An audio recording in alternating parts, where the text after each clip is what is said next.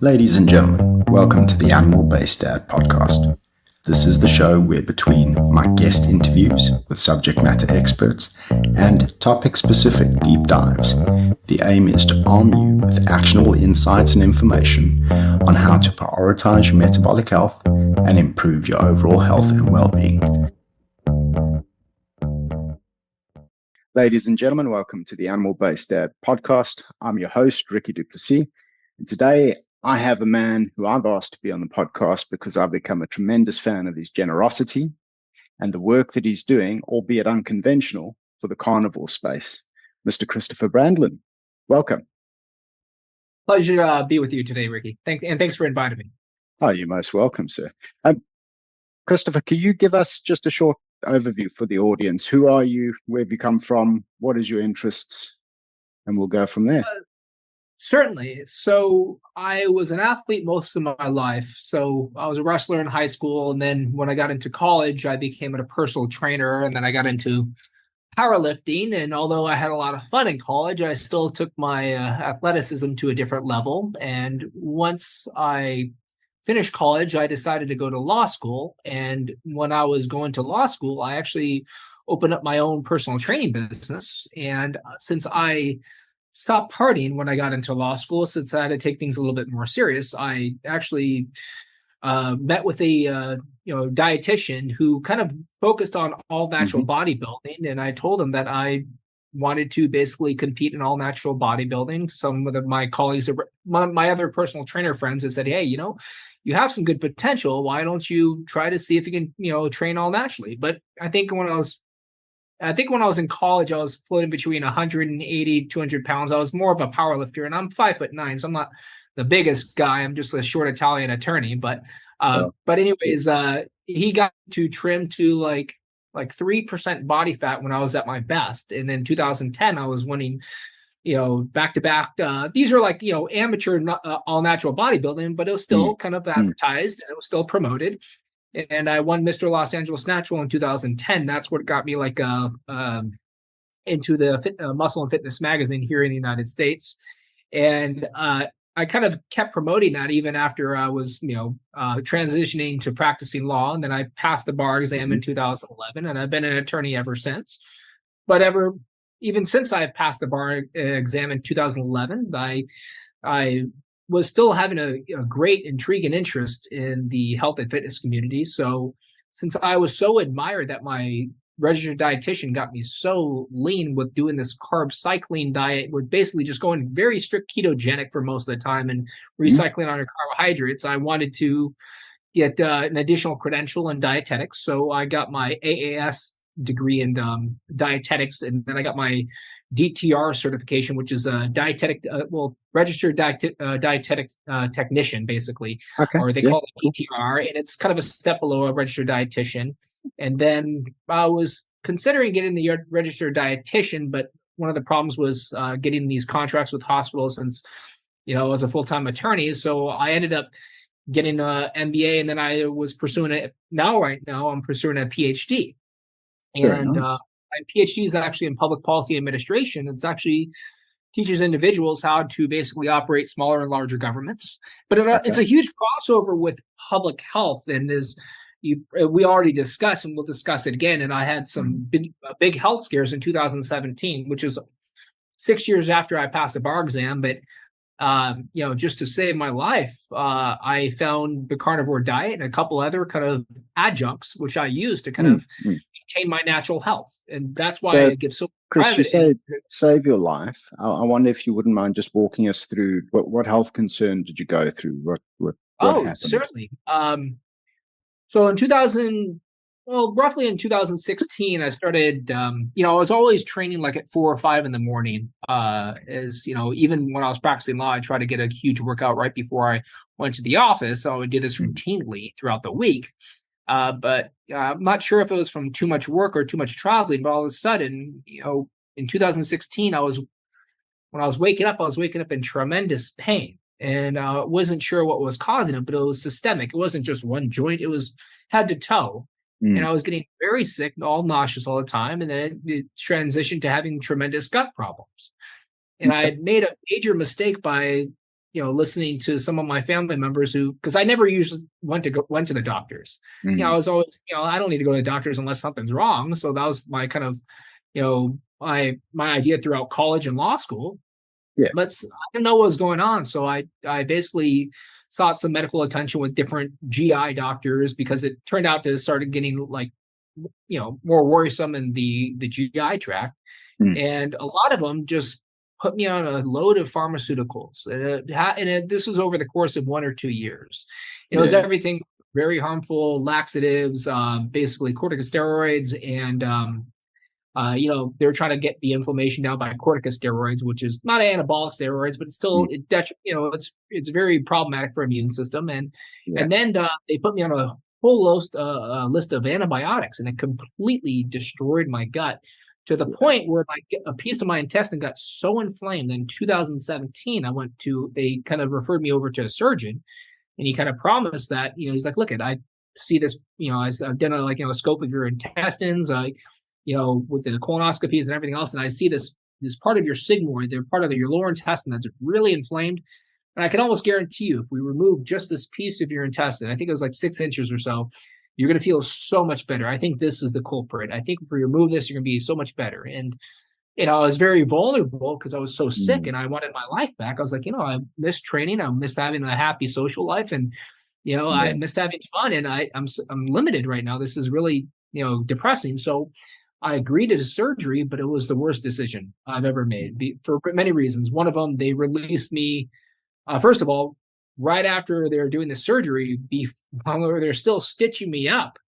I woke up prematurely. I woke up too early right after they were cutting my intestine, and I woke up screaming in pain. And they had to give me I wasn't sure which other kind of narcotic, but they gave me a bunch of morphine. I remember that, to help me put me back to sleep. I woke up hours later, just very sick. And then a couple of days later, like, hey, we're ready to get, you're ready to go. And I'm like, I want to make sure my intestines are working. Shouldn't I make sure everything's kind of working and kind of having normal routine bowel movements before you guys let me out? And when I asked that, they said, oh, you're just, you'll be fine. A couple of days, things will just everything will flow smoothly and you'll be back to normal. And I went back home and I started getting these cramping pains. And it turns out that not only was everything kind of spasming up, but I developed these severe infections right afterwards. Oh, no. So a couple of weeks after that major surgery, it got so bad where I had a very bad swelling, and it looked like a grapefruit, like growing out of my intestine, basically a huge bubble, basically below my belly button. And when I took a photo of it, and I was like, this is not normal. I'm used to having my 6-pack abs going to for Mr. Los Angeles to having a big alien popping out of my stomach. What's going on? And he's like, go to the ER emergency, and they had to recut me open. He said it was mostly superficial, but I felt everything, and it was no anesthesia. I was fully awake. And this is how I developed the pain tolerance ever since then. I'm like, because I've got my intestines open up more than once, and then they didn't want to sew it back up because the infection came from the inside. They said, we'll just change the gauze, and it kept getting infected. And they had to recut me open a couple weeks later. And it was getting so bad that I had to change the gauze out of this big infection out of my lower intestine twice a day. And when it was finally sealing up, I could still see it was getting infected. So what I did was I did a 10-day on my own. I did a 10-day water fast just to help me heal. That did help heal. This episode is brought to you thanks to my work as a Zinzino independent partner. To find out more about Zinzino's product offering within test-based personalized nutrition, or to find out about how to join as an independent partner yourself and build a revenue stream in helping others take the guesswork out of their personal health journeys, please stay tuned because I'll be sharing information later in this episode. And then I started, removing foods from my diet, and this got me into the carnivore. Before we get into that, so the 10-day water fast, what was it that prompted you to do that? Had you read up on fasting before? Were you familiar with fasting? There was some minimal literature, as you know, is basically from word of mouth and speak with other and see these testimonials. And when all else fails, the best thing you could do is fasting is the heal. And I spoke with a couple other colleagues from the fitness industry. And when they got very sick, they said, look, nothing else was healing, but I did. Most of them fasted for like a week or so. But, I was like, this is a very serious procedure. I want to make sure this never comes back. So I did a 10-day water fast. That helped heal, but I was still having some problems intermittently with, the moment I introduced the wrong food. And the problem is I actually went to a fasting clinic, which was good, but to oversee it, because supervised fasting, the last week I Yeah. was so Especially the adamant. long fasting. Yeah. Yeah, exactly. But almost I want to say almost every fasting clinic here in the United States it's run by vegans, and that's a problem because when they started introducing more plant foods, I was getting problems. I went back home like, oh, we better go plant-based diet and all this. I was like, let me modify. I've tried fasting before this, anyways, for a couple of days, but let me try Yeah. this. I started just doing very minimal plant foods and more just quality animal foods, and I was like, look, when I was competing in bodybuilding, I was doing all meat with a little bit of vegetables and but Yeah. I mixed in some oil, avocado oils and nuts. So it wasn't completely carnivore, but it was still like the meats, whereas there's a lot of fish, chicken, and steaks was my main Yeah. source of my diet because I'm allergic to eggs. I can't even eat eggs. So I mainly had to do meat. And that's actually what got me in my best shape. And let me turn this up.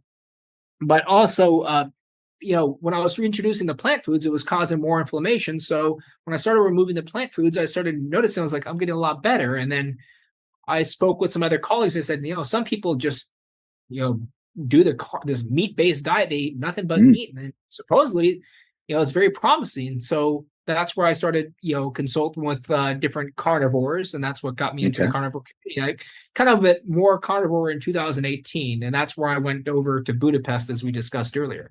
Yeah. To paleomedicina. Yes, or known Yeah. as Yeah. Paleo Dr. Clemens. clinic. It's Yeah. Dr. Sophia Clemens. So I actually, before I went over there, I Skype. Actually, it was a telephone call. It was with Michaela Peterson before she became popular. Oh, awesome. Before she Nice. developed the Lion Diet, and Yeah. she was, because she did a couple of I think it was some YouTubes or podcasts about her, like reversing all these autoimmune conditions by Yeah. carnivore diet. And I was like, I'll let you know my past, but I'm pretty wrecked up, and right now I'm finding that I can only eat meat, so I probably need to do this diet, but I need to see all the limitations what I cannot have, because Mm. I was still having, like, when I was introducing the meats and doing mainly meats, I was still introducing coconut oil and some other kind of plant-based kind of, like, fats. Mm. And she's like, no, you can't do coconut oil, and you basically just got to be eating nothing but meats, and you're going to be using tallow and lard to Yeah. cook everything. And she's like, I know, she kind of mentioned the Paleo Medicina clinic, that there was a clinic that actually focused on that. Cool. So I Skyped with Dr. Sophia Clemens. I went over to Budapest, Hungary in the end of Mm. 2018. And that's where I stayed with them for about 1 or 2 weeks. And I learned, and what was different is that they made sure that you ate nothing but quality, very high fat meats and no Yeah. supplement. And that was a huge kind of, concern at me at first. I was like, I was taking glutamine powder and like Mm. some, some, let's say some plant-based kind of, like, herbal, like homeopathy, basically, like, Yeah. Yeah. Yeah. oregano oil from infections and all that. She's like, no, nothing, no supplements or Stop anything. all. You're just going to be doing meats. And I was amazed on how much progress, and I felt so much better. Mm. My gut was feeling amazing. I was getting more energy. My skin was looking better. I was like, I got to be on a carnivore diet for the rest of my life. But you know Yeah. what? I don't mind this. This is good. I feel so much better because I was so depressed. These suicidal tendencies after So the surgeries, that and yeah. that was in early 2018 that you ended up in Hungary It with was Dr. late Clemens and her 2000. team. Yeah, it was like late 2018. I think Late 2018. Okay, yeah. cool. So by this point, you had been ill for 2 and a bit years. It was starting to get bad like early 2016, I think, was Yeah, getting more problematic. right. That's a That's where I long started all stretch these of pharma. time to Yeah. be unwell for. And Yeah. it sounds very cliche, and it's something that people, especially in the younger community, will tend to take for granted. I know I did. I was immortal when I was in my teens and early 20s or so, I thought, until something goes wrong. And then that reality slaps you square in the face, and you suddenly realize that, oh, no, you're not immortal. But the point I want to get to is our biggest asset is our health. And you can have the best career in the world, you can have all the money in the world, you can have the best looking girl on your arm or guy on your arm, whatever the case may be. When your health goes, all the rest of that sort of fades away and doesn't really matter, does it? No. it doesn't matter because, and this is from personal experience, even after I started earning more money as a licensed attorney, I'll tell you right now, money does not make you happy, and people need to recognize that. There is a certain level of like having security and comfort so you Hmm. can pay bills, but having more is not going to necessarily make you happier. In fact, usually the highest suicide rates come from the Yeah. the most wealthy kind of individuals. So you go through this 2 and a bit year period of being really unwell, and then you discover the carnivore diet. You have guided health and insights from Paleo Medicina, and you start to see improvements and feel well.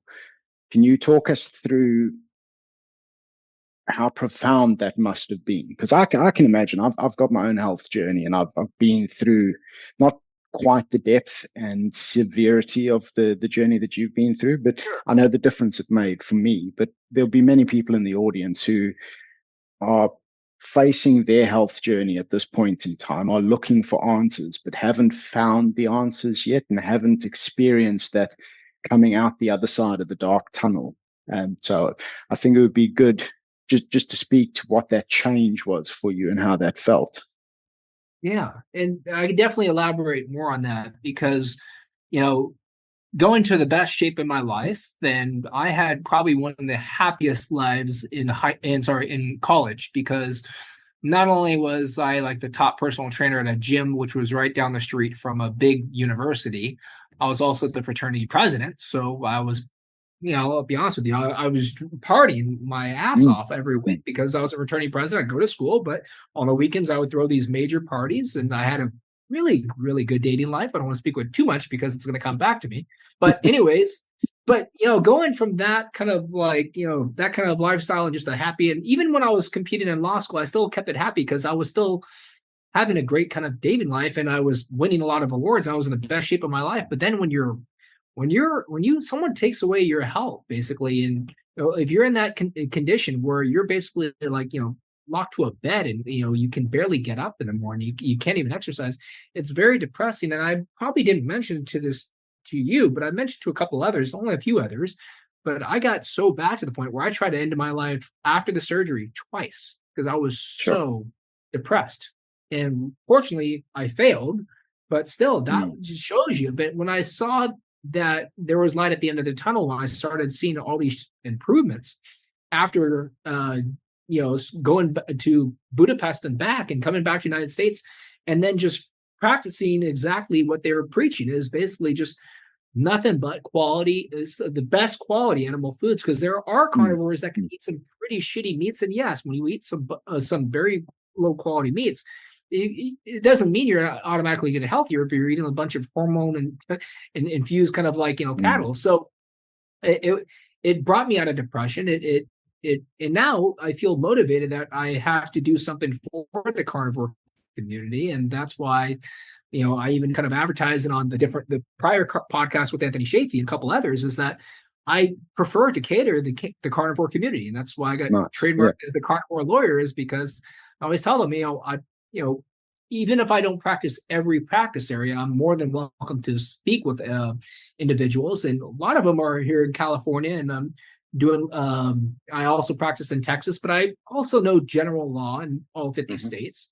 So if there's something I can assist with, even if it's non-litigation or transactional, I always offer my services. And as you see in the kind of LinkedIn as my main social Yeah. media platform, I'm always trying to do something for the community because I feel like I have an obligation to give back. Well, that's absolutely awesome. And like I said at the introduction, that's one of the things I've come to really admire about you. Your generosity stands out, and it's truly admirable.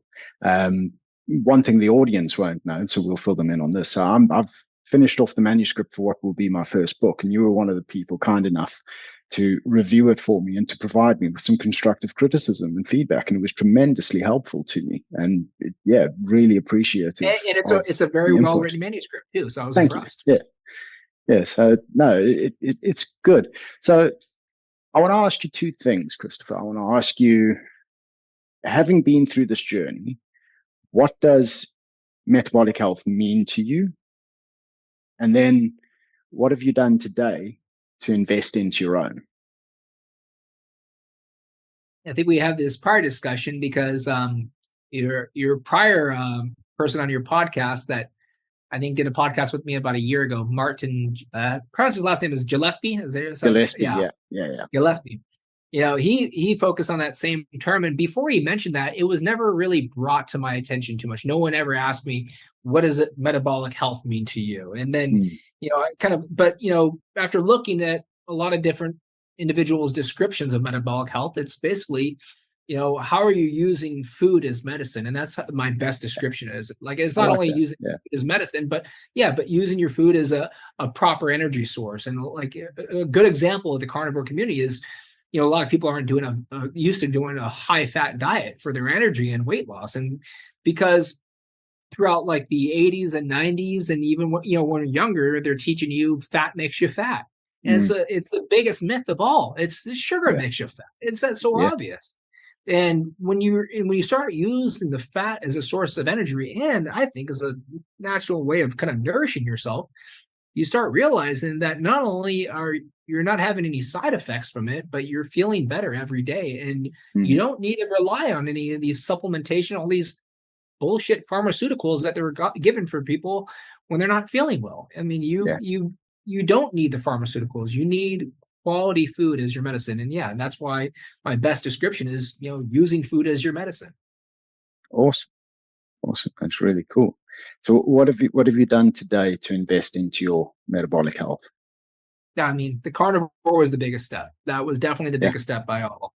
I didn't mention this when we were prior discussing, but I elaborated a little bit, is that I promote oxygen-based therapies, and one of them is medical grade hyperbaric oxygen therapy, because right after these surgeries, I developed a very bad skin disease where it's usually some classify this as a cancer because you have to keep it in remission, but the skin disease, it's called pyoderma gangrenosum, and it starts off is you started having these bruises all over your body, and then these bruises turn into ulcerations, like very disgusting ulcerations. And I got so bad to a point where I had a bruise on my hip, and I thought it would go away, and then it started opening up like a wound, and it got so bad where it got very infected. And I remember I was like, how deep is this wound? I put my finger in my hip, and I could touch my hip bone, and I was like, oh my God, this is very bad. Yeah, so the carnivore diet was already mitigating some of the inflammation, but some of these really bad, systemic infections that won't go away, I learned medical grade hyperbaric oxygen therapy. So that's something I try to do at least a couple times a month. Medical grade, at least 2.0 atmospheric units, because as I mentioned before, that's where your body reaches angiogenesis, the creation of red blood vessels to actually regenerate damaged tissue. And not only that, but I think at that level, not these soft zip-up chambers, but the medical grade level at 2.0 atmospheric units, that's where it becomes antimicrobial too. So if you have infections, you can use oxygen to not only heal you, but to kill off infections, because oxygen at a very high capacity become antimicrobial. In that same kind of respect, I started studying ozone therapy, and some people with bad infections, because one of the things that kind of, I believe, promoted this inflammatory kind of response for the couple of years, in addition to all these pharmaceuticals that the doctors gave me, was after the fact, I was diagnosed with Lyme disease and a couple of co-infections through, a big amount of blood tests that I did over the course of a couple of months. And to keep certain infections in remission, ozone therapy is recommended. And then there's a lot of adjuncts I learned after that, like red light therapy is something I try to use almost 5 times a week. Even have these full size red light therapy beds that I have clients that are doctors, but I work with functional doctors. I don't like working with these conventional doctors that just give pharmaceuticals to their clients. I like functional and regenerative doctors. So I've tried stem cells and exosomes. There's actually a good stem cell carnivore doctor, by the way. And if you're ever in Arizona, her name is Dr. Sabrina Solt. I remember that I had some arthritis in my back from prior injuries, and because I did a lot of stunts. A lot of stunts I did in college were unfortunately because I drank too much. I thought I could jump off a building, and but I remember I had a really bad damaged disc. I was like L4, L5. And it was getting really bad a couple of years ago, where I tried to lift something and then it just screwed up for a couple of weeks. I remember I went to her, and she extracted stem cells from my bone marrow. If you know how to get your bone marrow, you basically drill like a big needle into your pelvis and draw the bone marrow. It's like a very thick red blood. And I was amazed because she did it so delicately. She's the carnivore. She's a carnivore coach and doctor, by the way, but she did it so good that I barely even felt the needle go into my pelvis. And when she injected surprising. it, combined that with exosomes, and you know what? As she did this like in October of last year, I felt so great that you saw me skydiving like last month too. I went skydiving. The landing didn't hurt. Even after I went bungee jumping in Las Vegas this past weekend, the landing was a little rougher than I thought, but I have no pain in my back. It's amazing. So exosome stem cells, I think regenerative medicine is something I want to promote.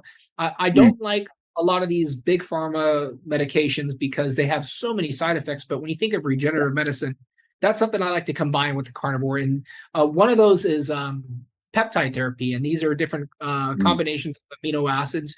You may have heard of BPC 157, which is I have an acute interest in that. And I've been without an ACL in my left knee since 2003. I ruptured my ACL in my left knee playing rugby in high school in 2003. Had it replaced. They took a graft out of my hamstring and ruptured that again a year later because I was 17, 18 at the time and thought myself invincible. At that stage, I was built like a Greek god, had never had to put any dedicated work into it. All I did was participate in sports that I enjoyed, and the play was the exercise. And so I'd never had to put any serious work into my body before. And so I didn't rehab it properly because I just didn't have the discipline, didn't have the appreciation for how necessary it was. And a year later, ruptured again, had it taken out, didn't have it replaced again. My orthopedic surgeon, I forget his name now, Chris Blanche, I think it was, out of Enterbeni Hospital in Durban. He passed away. He actually had a heart attack doing a cycling race a few weeks before I was meant to go back in and have it replaced the second time. And when that happens, and then they have to sort of sort out his estate and everything like that, your medical records all get caught up in this for a little while. And I just never got around to it. So I learned to do without it. And it's been over 2 decades now. I was actually thinking about it this morning. I've had no ACL in the knee longer than what I had an ACL in the knee before it, which was quite profound to me this morning. I was like, wow, I've been doing without for a long time. But and we're both turning, and we're both turning 40 this year. I think correct. I know that. Right? Yeah, correct. Yeah. I turned in June, and you're in August, right? August, yeah. I got decent memory. Okay. Yeah, good going. But BPC 157 has got some tremendous results from some of the literature I've come across for soft tissue recovery. Yes. And so what I'm talking to my surgeon about, because I'm in the process of getting the knee fixed, I've had them go in and take out the failed graft and all the anchor work for that, all the metal work and everything, and then give me some bone grafting to form the new anchor points for what will be the new replacement. And I'll get a cadaver Achilles and use that as the new replacement. It'll form the lattice because the cadaver tissue doesn't come back to life within you, but it serves as a lattice structure on which your own tissue then grows. But the literature that I've read suggests that BPC 157 speeds up that recovery process. That I would say you combine that with medical grade hyperbaric oxygen therapy, because the clinic that I send my clients to, because I'm a personal injury attorney too, I do 12 different practice areas, and one of them is personal injury.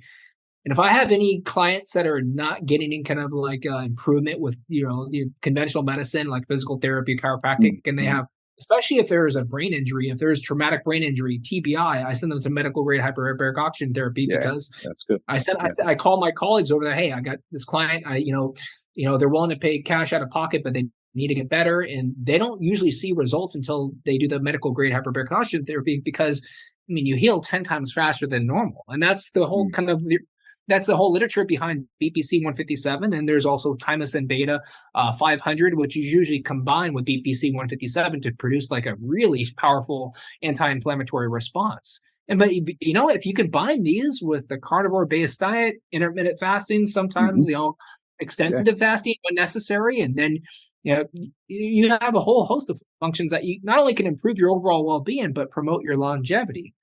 Because I want to make sure that my 40th birthday in this June this year, I want to make it feel like my 30th. Because my 30th birthday, by the way, I started having all these problems right after I turned 30.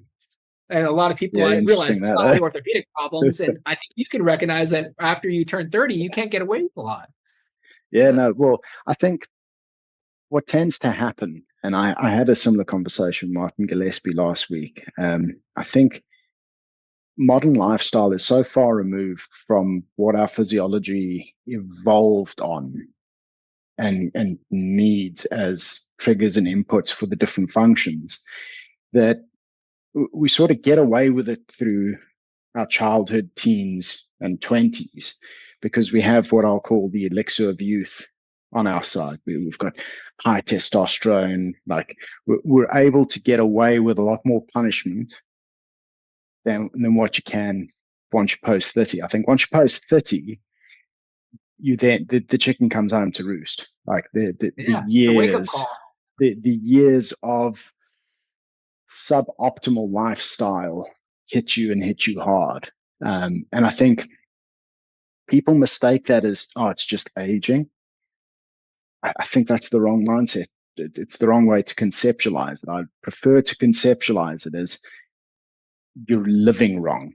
And this is your body screaming at you to say, you need to do this differently. I need a different stimulus, a different input, a different way of looking after me.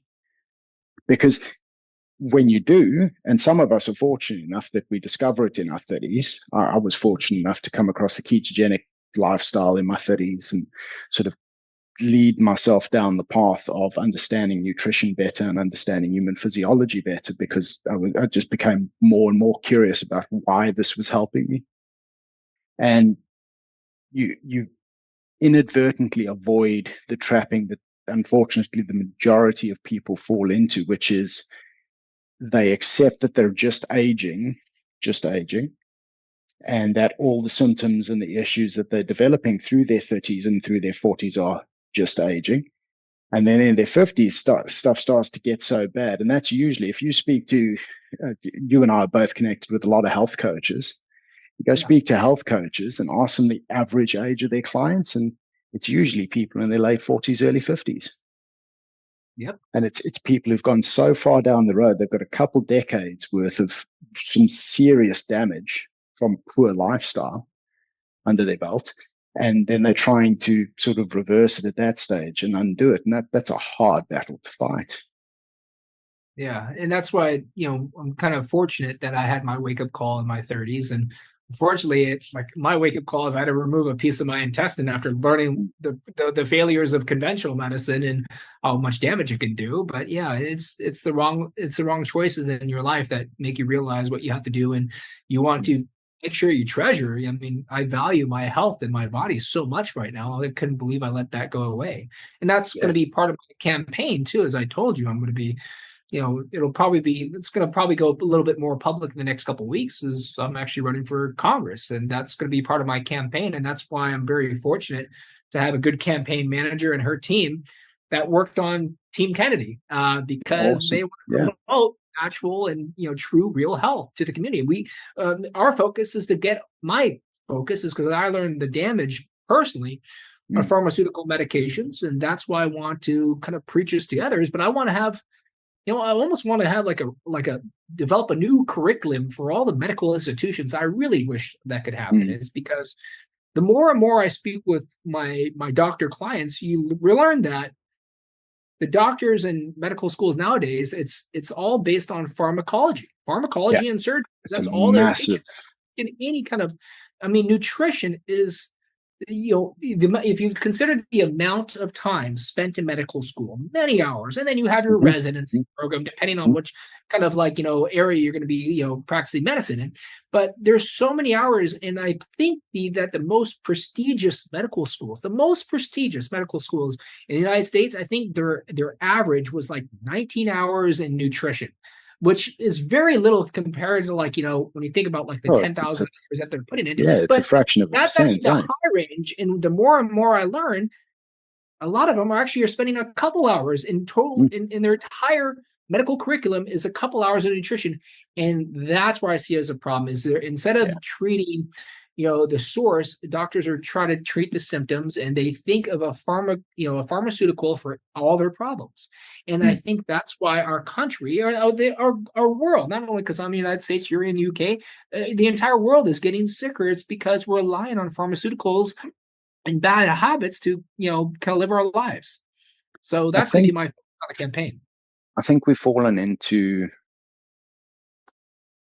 how would I phrase this? I've given this a bit of thought and I've written a bit on it for my Substack. I think if you look at how the discipline of medical practitioners came about and follow it from its roots, it came about at a time in human history where infectious disease was our biggest problem. Infectious disease and acute trauma were our biggest killers. And it developed processes and systems and procedures for dealing with infectious disease and acute trauma, for which pharmacology is very useful. If you've got a systemic inflammation, there's certain pharmaceuticals that do come in handy as a last resort. Yeah. So the efficacy of pharmacology, I would say, is better in the space of infectious disease than it is in chronic disease. Hey everyone, I hope that you are enjoying the discussion so far. I apologize for interrupting the episode, but I just want to take a moment to talk to you about the work that I do with Zinzino. Zinzino are a brilliant Scandinavian biotech and life sciences firm. Their concept of test-based personalized nutrition is absolutely revolutionary, and they are the pioneers of test-based personalized nutrition. I use their products and solutions myself and my family. In fact, we use multiple of their products.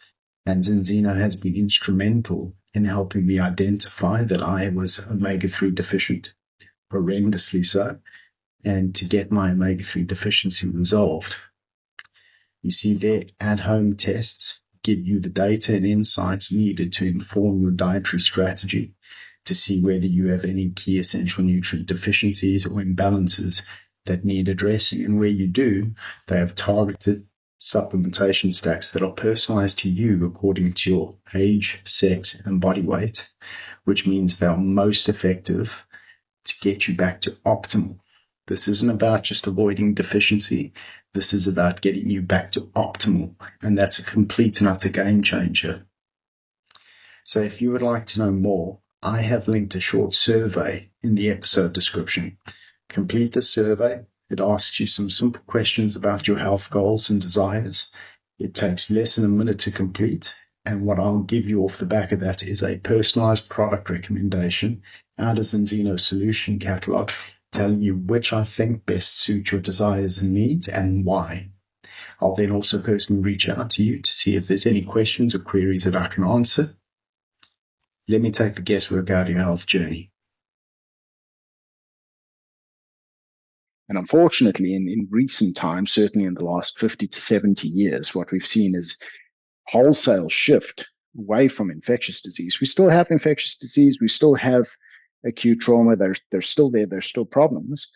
But we've seen this rise in chronic disease to the point where 5 out of our top 10 causes of death are from chronic illness, things that are not infectious, things that you catch because you've got a misalignment of lifestyle, whether it be your diet or environmental exposure to things that you shouldn't have, not getting enough of something that you should have, UV light, for instance.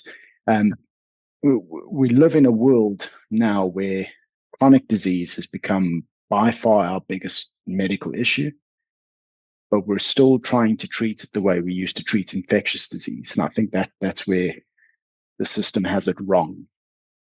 And I can state for the record that since I handle some medical malpractice cases, still, it's very expensive for a plaintiff's point because we have to front all the costs as the attorneys. But one thing I've done is I've been reviewing a lot of different medical records, including wrongful death matters.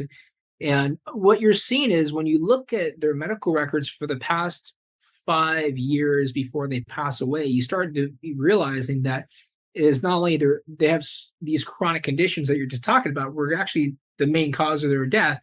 But then all of a sudden, like let's say, for example, there's a lot of fraudulent death certificates here in California right around the time of COVID, because a lot of them I can were putting, imagine. I'm not sure if you heard about this, but I've witnessed it myself, because they're listing COVID as the cause of death when it was completely the 20 other problems that he had that caused the death. And one of them was chronic conditions leading to kind of heart failure, and it had nothing to do with COVID. And I looked over Yeah. one of them. One of the deaths I was actually doing a trust litigation for, because we're fighting, we had different of his family members fighting over, and his ex kind of girlfriend fighting over his money after he died. We investigated all of his medical records to see what was the cause of death. And they even listed like COVID as the cause of death on the death certificate. But when I did a detailed search on the last 5 to 10 years of records of all of his medical records, he was in the hospital every couple months for heart conditions, problems. And you look at, he was severely diabetic, and he was creating his own problems, is in other words. And that's why I kind of spoke out against this whole COVID, part of my French, but bullshit, that was propaganda that was pushed by all these different hospitals and the media. And I think the media is a huge problem when it comes to creating these chronic conditions. Is they're basically not promoting any natural health. They're promoting a lot of, look at you, what do you see on the media? You're not seeing like the healthiest foods in the media. You're seeing junk food, you're seeing alcohol, you're seeing cigarettes, and you're seeing vaccines. And, even though certain pharmaceuticals can serve a purpose in a last resort, the COVID vaccine was one of the most suspicious and biggest problems as you could ever witness. It's because of development. And that's part of my PhD dissertation topic, actually, which is very interesting. But that's something I've been told that I have to keep quiet, and people threatened to report me to the California State Bar for reporting this. And this is where I saw this as a huge problem. Like, no, I'm going to speak my honest, true opinion of what I believe in. So the whole purpose, power to you for that. Yeah. And you brought up a very good point, Ricky, is that, these chronic conditions are the major problems that we're not addressing. And these chronic conditions are caused by our lifestyles. And, not only, what we're doing now today, we're stuck in offices, and that's why I try to get outside. And on the weekends, I force myself to get out in the sun. I force myself to do stunts on the weekends, and that's why I not only just jump out of planes and off the buildings, but I still try to do my random rock climbing. I still do my activities. And I still go out and try to train. And when I go out to work out, if it's on the weekends, if it's warm enough, I prefer to work out at the park. I could still do a good amount of push-ups and pull-ups, and I can actually do handstand push-ups too. So I'm one of the few very attorneys. Impressive, yeah.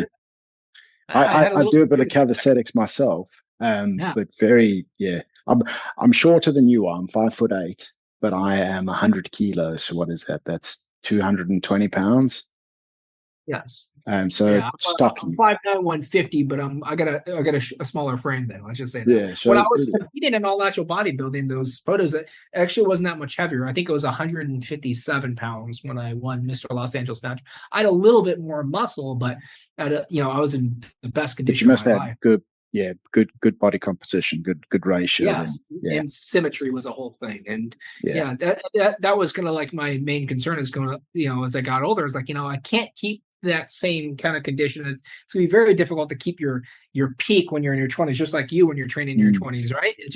But you want to keep something that you can maintain throughout the week, and you want to get something that you kind of improve your overall longevity. I have some family members on my father's side. I mean, they live to nearly 100, and my goal is to break 100. And I think that should be a focus for everybody too.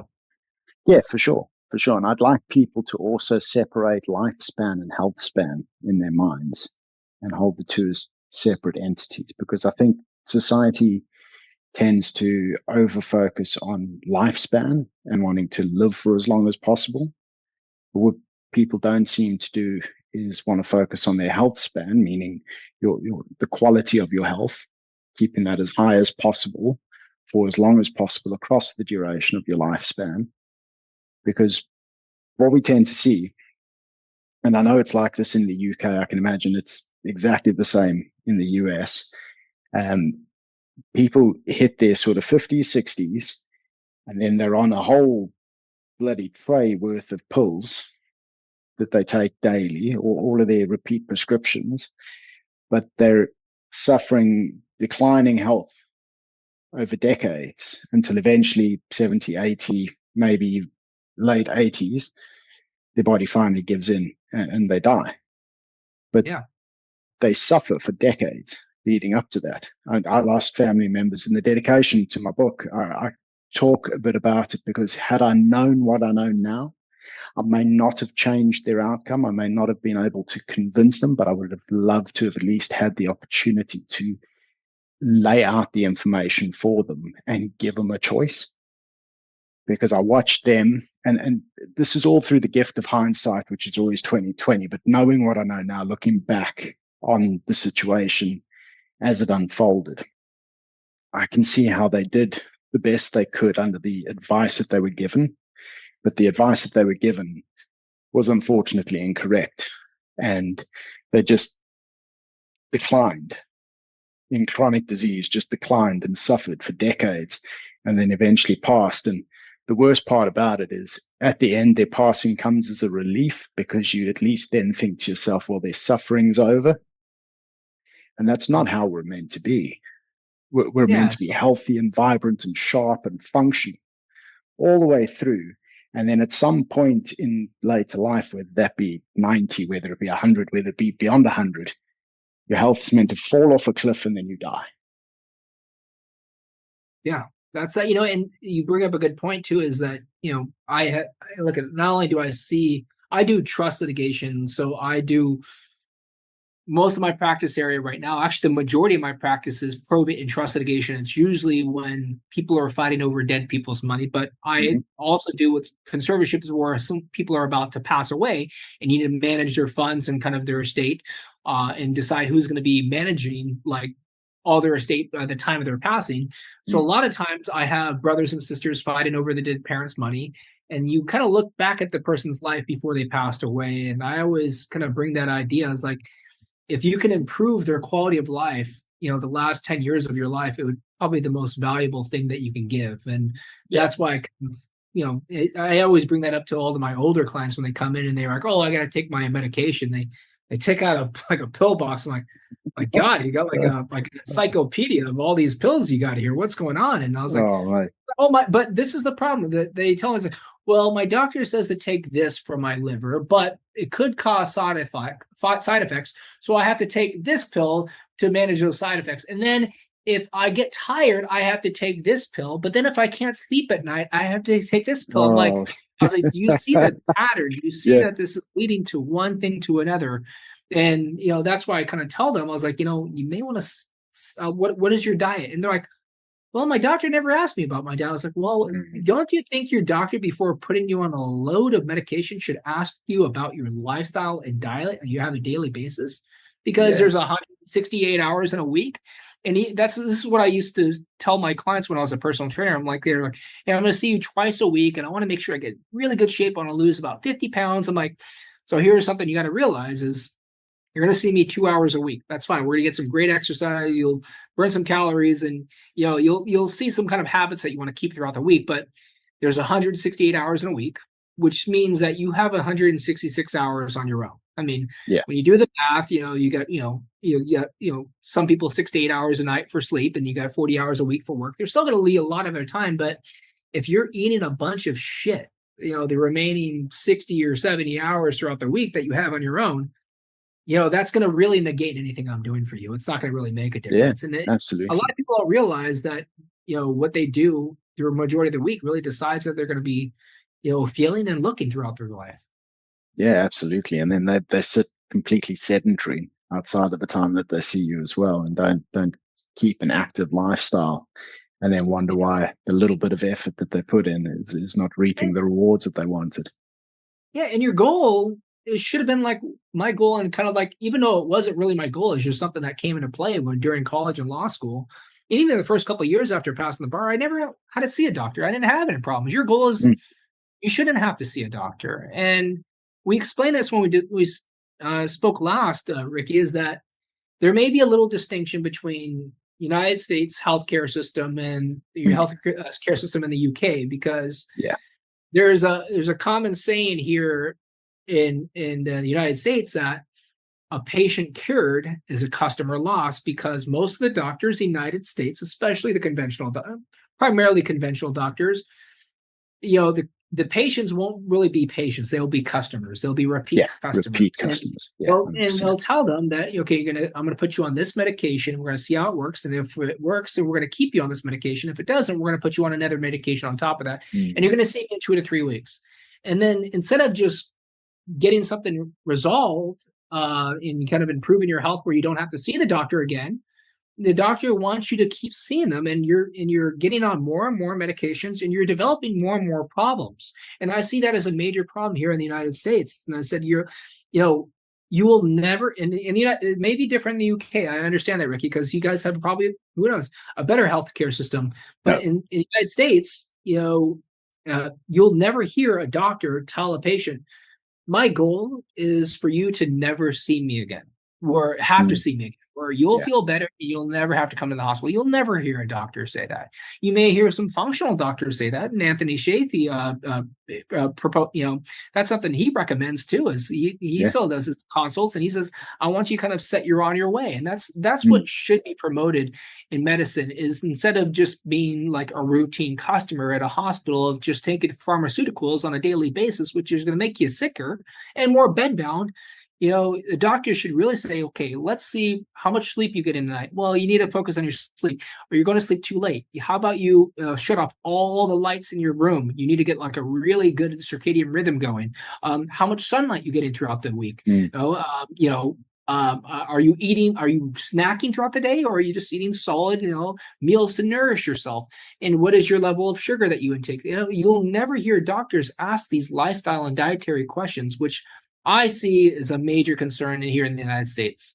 But it's the same here. Don't worry. It's the same here. So again, coming back to the wrong model of health management, we know the chronic disease is lifestyle based, and yet all of pharmacology is focused on symptom management. And that makes sense from a pharmaceutical point of view. If I was Mr. Pharmaceutical, that was my company, how do I make profit? Because I have to make a profit. I'm not a non-for-profit. I have to make a profit. How do I make a profit? I have to get repeat customers. If I sell you something, it works once, you never use it again, great. The only way I can profit off of that is I charge the absolute earth, and then a very small percentage of people can only afford it. Or I have to make sure that it does something that gives you a benefit, helps you manage a symptom, helps you feel a bit better, but it doesn't cure the disease. It doesn't address the root cause. And that's a bugbear that I have with the medical system so far as its approach to chronic disease is concerned here in the UK, that so few are willing to have the conversations with you about lifestyle, about what you're doing. And many of the ones who do, because there are some who do, and I want to give them credit, but the ones that do tend to just fall on government guidelines. And as you and I both know, that's complete and utter hogwash. And this is actually one of the reasons I stopped my my RD program, because when I was going to get my master's in dietetics, and this is why I went to get my master's in business administration instead of my MBA, is because when I spoke with one of the head dietetic department at USC, they're like, hey, you have really good credentials. You're a full-time attorney, you're licensed in multiple states, you got everything. So why do you want to be part of our dietetics program? And I said, well, I think someone needs to speak about different changes in the nutritional guidelines for the United States, and people are getting overweight for a reason. And our health is declining, it's not improving. And I basically told them, you need to flip the food pyramid upside down. And a lot of it looked at me in despise. And if you looked at these directors for these master's program, like 5 overweight women with very skinny legs. So it was kind of weird. That's why I call them pigeons when I did that podcast with Anthony Shea. But it's the most accurate description. If there's a show called The View here in the United States, you may have seen Yeah, it. yeah. It looked like The View, like Whoopi Goldberg and Joy Bohr, like some very obnoxious overweight women. That was the directors, when I said you need to flip the food pyramid upside down, they're like, you're not going to be a good fit for us. And I was like, you know what, this is why. But it created more opportunities for me, and now I'm going to be running for Congress and trying to promote some good work for our country. And I think with your manuscript, you could be doing something the same for the UK. Actually, if not, you could do something worldwide with your manuscript. And Yeah, well, that's my sort of hope for the podcast as well. It's benefited me tremendously. And we'll touch on my backstory a little bit quickly. So I without realizing it at the time, and I didn't have the depth of knowledge necessary to articulate it.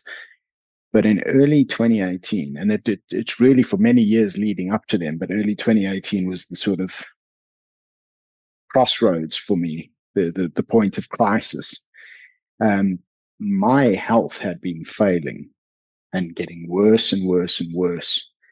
And I struggled with binge eating. I struggled with low mood. I'm pretty sure I was pre-diabetic, like on the cusp of type 2 diabetes, just looking back, knowing what I know about symptoms now and thinking about what I was going through at the time.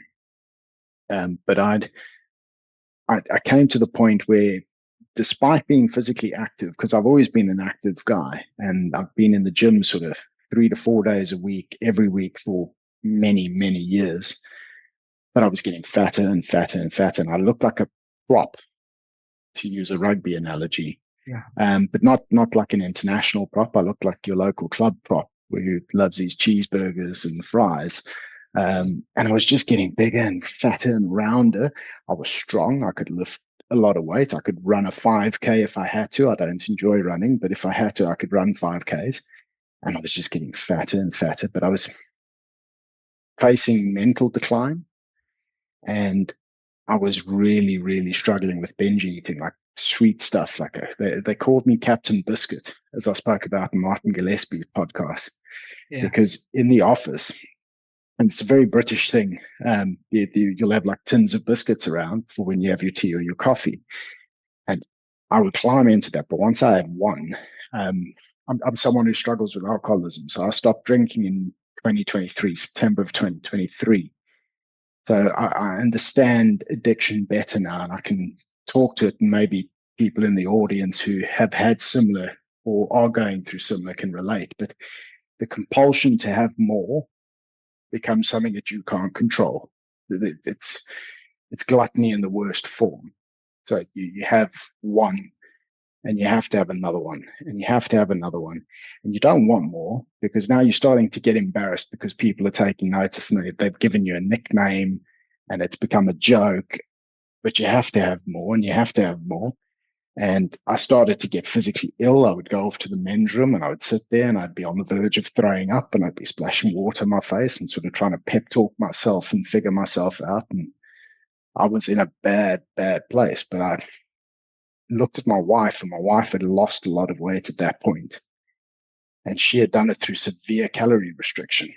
And I'm someone who loves food, and I was having this issue with the binge eating. So the thought of having to go through severe calorie restriction scared the hell out of me, to the point it spurred me on to go and look out of desperation, pure and utter desperation. Is there any other way? Can I find any other way that will let me eat my fill, but still get the results I want? And it was almost like a Hail Mary where you jump on Google and you're just like desperate, like, come on, there must be something. And I stumbled across ketogenic diets and I was like, oh, hang on a second. What's this? Like, more fat, lose weight. This sounds too good to be true. Like, I can eat lots of meat. I love meat. I'm South African. Like, we grew up on meat. Like, this is part of my culture. And so I did a bit of reading on it. And I was like, okay, well, I'll give this 3 months. I'll give it a 3-month trial. Let's just see what happens. Given you've made it this far into the episode, I can only assume that human metabolic health is a subject you find fascinating and engaging, and it resonates with you, and that's absolutely awesome because we're very much alike in that regard. And because of that, I want to take a moment to talk to you about potentially becoming a Zinzino independent partner in the same way that I have.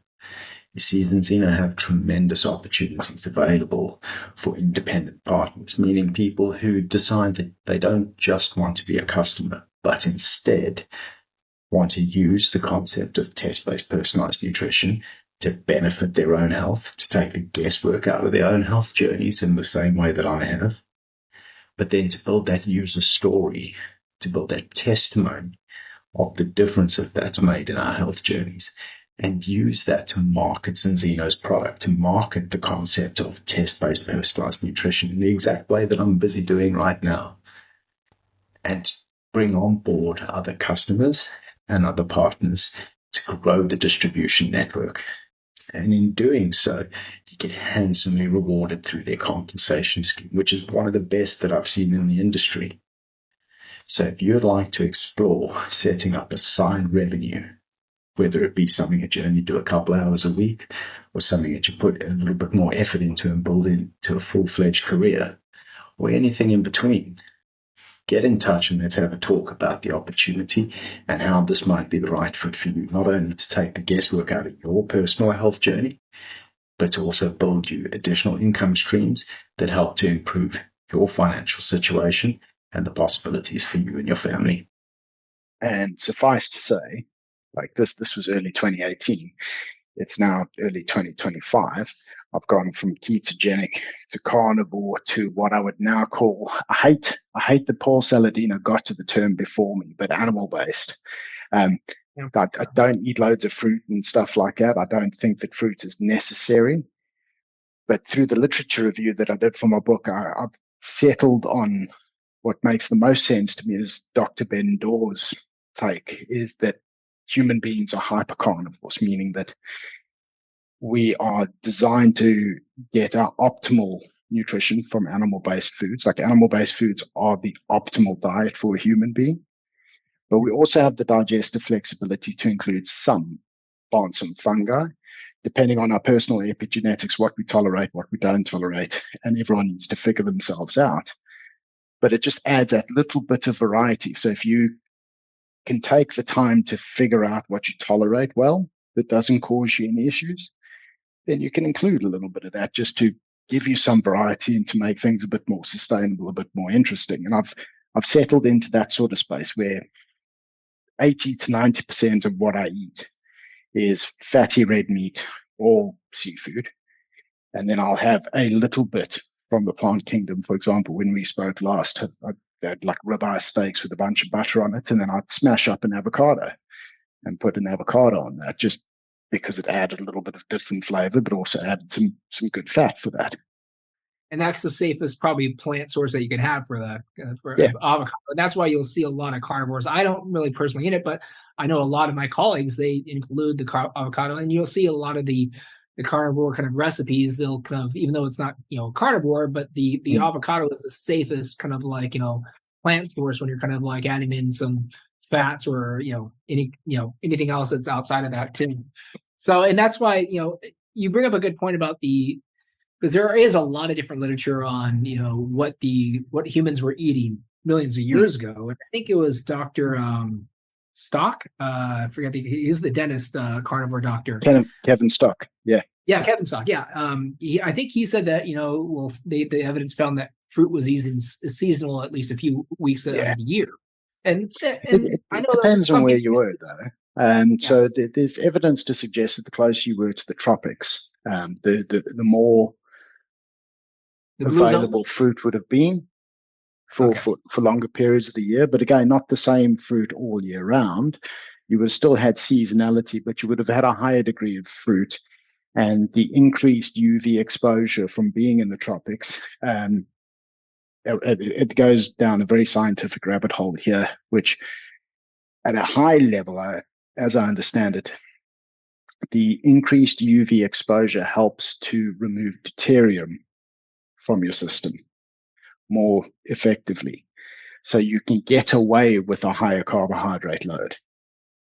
Where if you I go into the north or the south hemisphere and you start to move away from the tropics where you're not getting as much UV exposure, you lose that benefit, and you can't get away with as much of a carbohydrate load. Yeah. So there's nuance to it. And I know it, like every person responds differently, but that's why I give respect for Paul Saladino, but I know for personally, I just can't sit well with fruits and honey. I think when I tried honey, it just got so much problems. I was like, fuck this, I'm not doing it. But Yeah. it's even rougher for me because I got to do pure line because I'm allergic to dairy and eggs. I can have a little bit of grass-fed butter without any kind of problems, but Yeah. eggs, I can only have duck eggs. And I think I may explain this to you last time. If I have any pork or chicken, I got to have corn-free and soy-free chicken or pork. And there's very few farms, United States, that actually have that. But when I was staying with the Paleo Medicina Clinic, all of their pork was corn-free, soy-free, and that's why I felt so amazing after eating pork. Have you ever ate a bad quality kind of meat or pork and just felt like complete shit afterwards? Yeah, it's true that you can eat some bad quality meats, and that's what part of my campaign too, Ricky, is that I'm a huge supporter of American farmers, and I believe you probably are out in the UK, right? Yeah, And you got to make absolutely. friends with your butchers, and you're good friends with your farmers, and that's a huge problem we're having here in the United States. Is a lot of the farmland is getting bought out. I mean, the stories are kind of like leading to evidence that Bill Gates is buying it out for all of his lab-grown meat factories, and that's a huge concern. And it's really taken away a lot of business from these hardworking American farmers who should be receiving more subsidies to basically put some real quality food on our plates. And that's why I don't really. If you see all these LinkedIn posts, I buy from like over a dozen different farms. Actually, I looked at it the last couple of years. I think I bought from like 25 different farms in the United States. But I like to support all of them because they're all promoting the good word. And Nice. that's why I don't focus on one of them. And that's why I brought all those steaks to my high school wrestling team, because Yes, I'm I a love that. sponsor. And I'm like, hey guys, I don't want you guys eating this all-you-can-eat buffet. I want you guys to eat strong and hard, but I want you guys to eat some quality meats. And that's why I gave them like $500 worth of meats. And I do that for too. And I do that during the holidays. Everybody brings like sweets, but I was like, hey, let's get some quality ribeyes for everybody. So no, that's good. I enjoy that. Yeah, the cottage that I rent, is actually completely surrounded by farmland. My landlord has got his farmhouse about 500 meters across the fields from us, and we're completely surrounded by his meadows. And he's got 126, I think he said, hoggets, which is like lambs but slightly older, busy fattening up out in pasture here, getting ready for market in March. So, yeah, no, it's good. So you mentioned something earlier that I want to kind of bring up. We're talking about these people developing chronic conditions, and I do see a major problem with the media here in the United States. I'm not sure if it's the same here in the UK, where people are so easily manipulated by bad information. And one of them is these huge scares. And this is why I brought up a huge thing back when we're having our COVID-19. I'm not going to call it a pandemic, call it a plandemic or a scandemic, because I think it's complete bullshit. But a lot of these people, they're so easily manipulated that, when they believe that these vaccines are going to save their life or make them a lot better, they'll never get it. Yeah. They become reliant on it. And that was my huge concern here in the United States about people developing these chronic conditions. And we got to the point, and I think I mentioned this earlier, we got people that are so stupid and manipulated that they're driving around in their own cars with the mask on. And I kind of gave you, and that's a problem. You look at in their own cars by themselves with a mask on, and they're wearing latex gloves and a face shield with a mask and shoe coverings. They're getting that.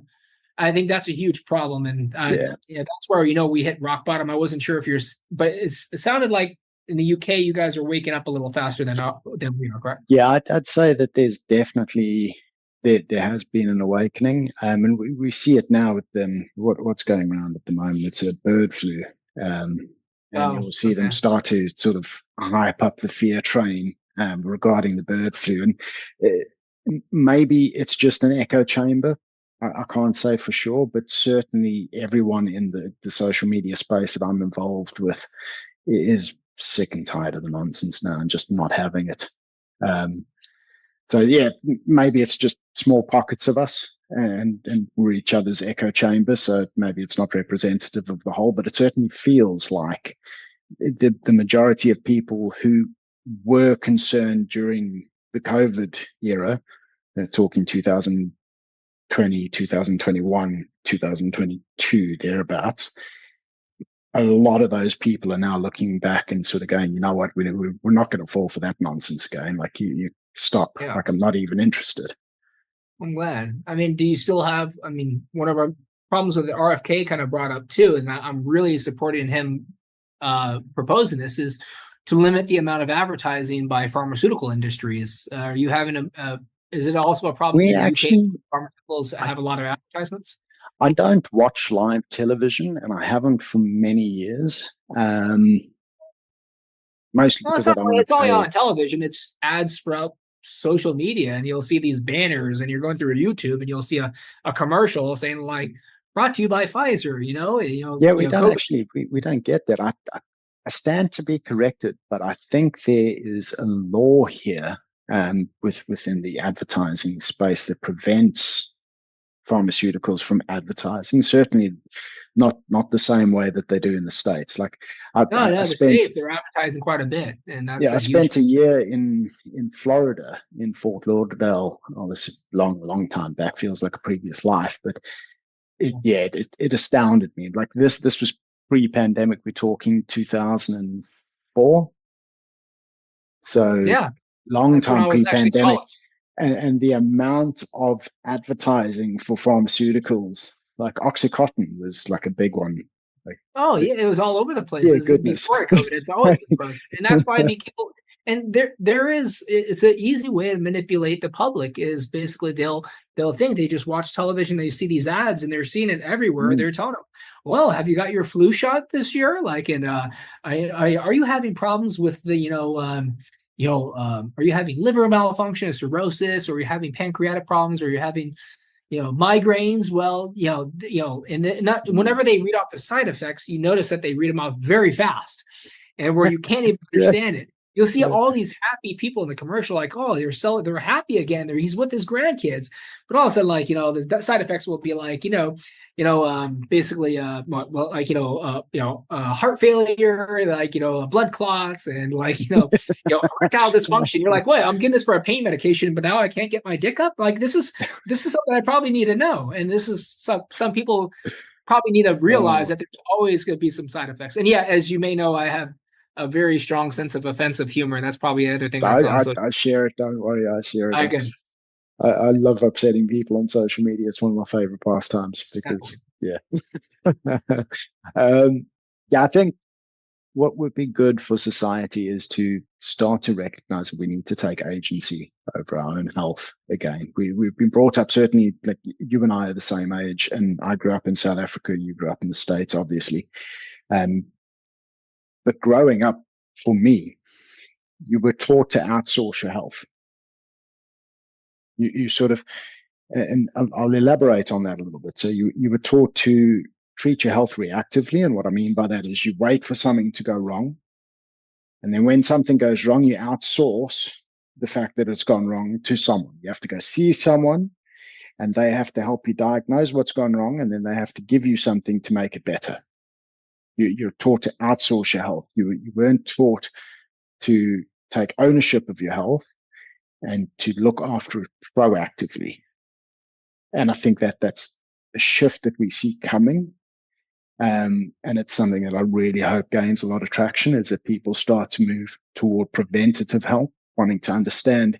You see a lot more data becoming available to people. So like Aura rings and like the worn gadgets that will show Yeah, you what your sleep's been like, how good your workout was, what your resting heart rate, so on and so forth. And even blood testing is now starting to come on leaps and bounds.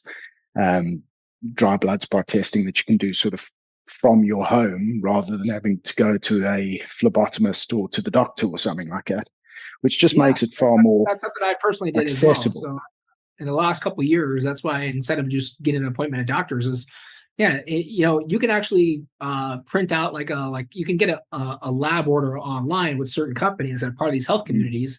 they'll give you a lab order, and then you can just order a blood test, and you can actually just do it at home, or you can get a quick appointment at any kind of like local blood testing kind of facility and just do it on your own without having a doctor oversee it. And then you'll have a functional doctor, or at least some health coach. They'll kind of make the disclaimer that I'm not a licensed physician, but I can give you my general thoughts on, your blood test, your cholesterol. And then you'll start learning that, the cholesterol readings are a huge myth, that you actually need cholesterol. We need our hormones. And that's why these people that are trying to go so low on cholesterols on all this medication, I mean, their hormones go out to shit, and then their sex life is horrible. And I'm like, yeah, because you took your cholesterol out of your life. You need your cholesterol. That's another thing that you need to kind of promote your longevity. Yeah, 100%. Statins are, I stand to be corrected, but I think they are the most profitable drug in the history of pharmaceuticals. Statins. Yeah, that's understandable. And the funniest part about it is you'll be prescribed statins to manage your cholesterol, but then you'll be prescribed all sorts of other things to manage the side effects that you're getting from the statins. And it's just like, come on. It's just going to downward spiral of just medications. And that's something, and you probably can see that, well, maybe it's not in the UK, but in the United States, if the high rates of kind of like statins is being like the most prominent kind of pharmaceutical that are given out, is just because there's so much advertising telling people that cholesterol is bad, and they get so easily manipulated that they have like, oh, I gotta get my cholesterol levels down. I gotta get it down below 200. And they'll just rely on the statins to do that. And then they're on a load of pharmaceuticals to treat those side effects. And that's, and the doctors are hot for it here too. I mean, I say that when I first went ketogenic, a way into it, I asked my doctors to do a full blood panel on me because I wanted to sort of see what was going on. And the first doctor did it without asking any questions, just thought, okay, routine, like good to get a bit of an insight. And then the second time I went and asked, I'd just gone carnivore. So we're talking July 2022. I went carnivore in June 2022. And then that July, I was like, okay, well, I want to try and get something with a baseline, and then maybe follow it up in 6 months to a year to see what the change has been. And I called up and I had to explain why I wanted the full blood panel done. And the doctor told me, you're not following the dietary guidelines, so I'm not going to waste NHS resources on that. Like you'll have to go and pay to do it privately if you want to do experiments on yourself. And that's ridiculous. Well, but it's an eye opener for you, because you're like, hey, I'll just do my blood testing on my own, because he's going to tell me to include more carbohydrates and grains and less meat, and that's the complete opposite of what I should be doing. Yeah, no, exactly. It was absolutely it. But the thing that astounded me was the line of questioning, because it was, why do you want this done? It's not, hey, good, you want to take some ownership of your health? Let's help you get the diagnostics. Let's help you get the insiders. Why do you want this done? What symptoms are you having? Like, well, what's the problem? What makes you think that you need a full blood panel? Like, it's surprising that someone wants to take care of their health, probably. Yeah, but it's that reactive mindset that we need to hopefully in time we'll see people shift away from that and shift to preventative health as the mindset, like wanting the data, wanting to understand what's going on with them so that they can inform their strategy as they go. Agreed. No, definitely. So that's something we're really pushing here for the United States too, is that people should take some ownership of their own health, and that's why we're trying to limit the amount of advertising that's done by the pharmaceutical industry. And I'm not sure if it's ever going to happen soon, but I'm really hoping to change their curriculum behind the medical institutions for what they're teaching their students in medical schools. But also, I mean, I'm a dietetic technician, so I got credentialed through the Academy of Nutrition Dietetics program, the A&D, and they're telling you the same problem is like, they're like, you're going to limit your meat consumption. And it's a huge thing they're pushing on, and they're promoting plant-based meats. I'm like, have you looked into? Are you familiar with Belinda Fettke? It sounds slightly familiar, but I have to probably research a little bit more. You need to look her up. Belinda Fettke is married to Gary Fettke, who is the orthopedic surgeon over in Tasmania. Okay. I know Fettke sounded familiar. That's why I couldn't familiar. And was put through the ringer by the cereal industry in Australia when he started helping patients, because he, being an orthopedic surgeon, he got sick and tired of having to amputate the limbs off of type 2 diabetic patients. And so what he started doing was suggesting to the patients that they start to take up a ketogenic lifestyle to help them manage their diabetes. And he started to resolve diabetes for a lot of his patients and put it into full remission and sort of bring people completely off all of their medication and stuff. And he ruffled a few feathers with that because he's an orthopedic surgeon, not a GP, not a nutritionist, so on and so forth. And similar to Professor Tim Noakes, and they happened more or less at the same time as well. And they both got referred to their respective boards for malpractice, and they had to go through this whole investigation and sort of legal battle to defend themselves and defend the fact that they were using a ketogenic lifestyle as part of the interventions. And Belinda, Gary's wife, I don't think she's a journalist by trade, but she would make one of the best investigative journalists I've ever come across, because she went into the deep end and found a whole bunch of stuff on the influence of the cereal industry in Gary's case, found memos and emails and all sorts. But she also went even further and sort of uncovered the origins of the entire dietetics and nutritionist discipline. And it all stems from the Seventh-day Adventist Church. Really? It's a really interesting piece. It's a really interesting piece. You should look it up. I think she's got it on her YouTube channel. She's got a really good discussion there with slides, with all the sort of referencing, so you can go and check it up afterwards.